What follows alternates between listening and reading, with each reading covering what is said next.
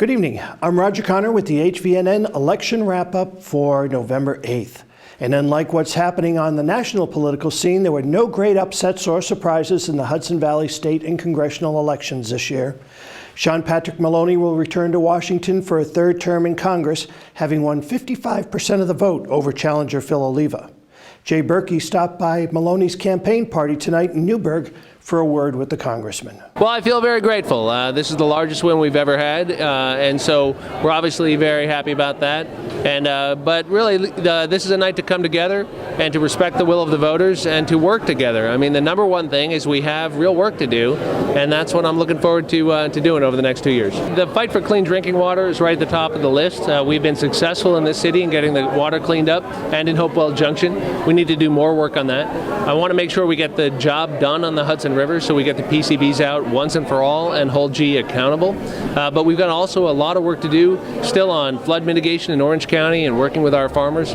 We've got to do a better job of making sure we educate all our kids. There's a lot of work to do in the fight against Lyme disease, which is a terrible problem in our communities. And we're still not doing enough to help our veterans, especially veterans who are looking for work, who need good jobs, who are trying to pay for college.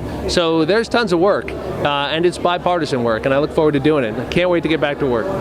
In the 19th Congressional District, John Faso will follow fellow Republican Chris Gibson to Washington with his win tonight over Zephyr Teachout. Faso received 54% of the vote. Paula Mitchell was in Hudson tonight with the Faso campaign and had this moment with the new congressman.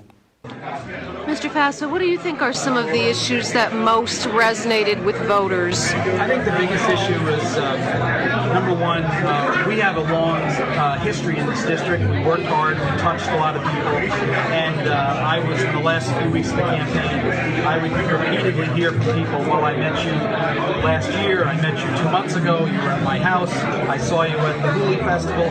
So I think people got to know me and they understood that I'm sincere about my desire to help solve problems. The biggest issue people face is jobs and the economy. We are growing way too slow as a country. We're not going to be able to pay our bills. We're going to leave our kids and grandchildren with a less prosperous country than what we found, and that's what we've got to change. Sue Sirena won a second term in the state Senate tonight, taking 56% of the vote in her rematch with former Senator Terry Gibson. Patrick Cardinale met up with the senator tonight at Cosimo's restaurant in Poughkeepsie. I am so humbled and overwhelmed. I don't know what to tell you. I had a pit in my stomach all day because you don't know who's going to go out to vote, especially, you know, with the crazy presidential election that we had.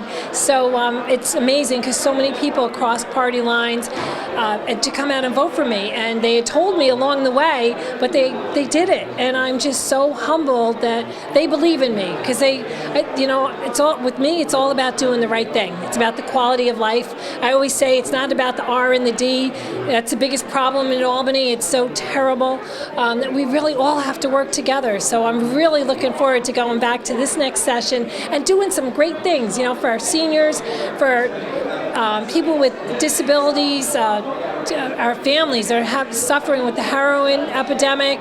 I mean, there's so many challenges, elder abuse, you know, and those are all quality of life. It's not an R or a D. It affects everybody. So I'm really looking forward to taking on those challenges and doing some really great things. And Karen Michael Lawler will return to the State Assembly for another term, having defeated Joseph Torres in a rematch campaign. Representing Dutchess County's 105th District, Lawler received 63% of the vote.